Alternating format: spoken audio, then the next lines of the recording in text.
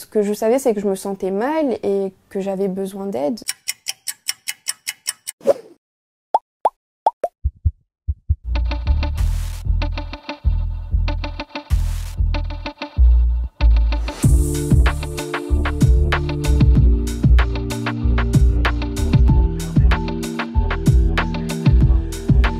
Je crois les diapos de Durkheim sur MyCourse.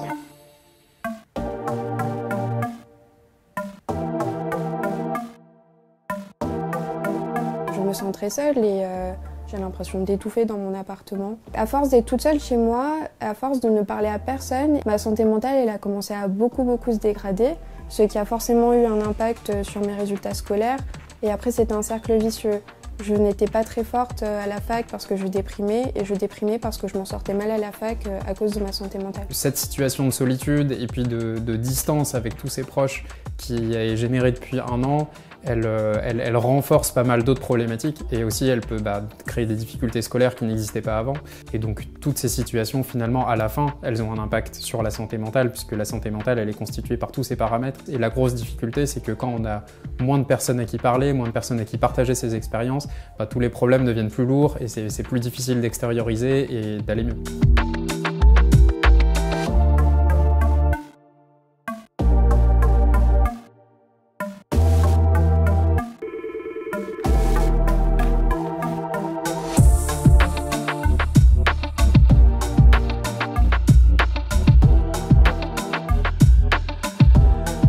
On a vécu un peu les choses de la même manière et notamment la crise sanitaire, tous nos écoutants la vivent aussi en tant qu'étudiants et donc ça peut créer une proximité dans l'appel qui rend plus facile le fait de vider son sac, de s'exprimer sur ce qu'on sent et c'est ça le but du service d'écoute.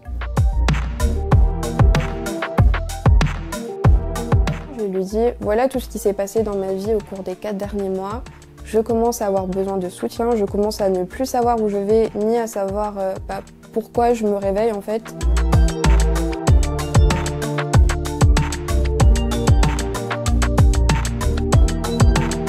Il y a beaucoup trop de retenue à ce sujet dans notre société, même parmi les jeunes, ceux qui prennent des antidépresseurs n'osent pas en parler parce qu'ils ont honte, parce qu'ils ont peur qu'on les juge. Il y a un travail sur le temps long de faire en sorte que parler de santé mentale ce soit normal, que parler de soi ce soit normal, que avoir des moments de blues ce soit normal.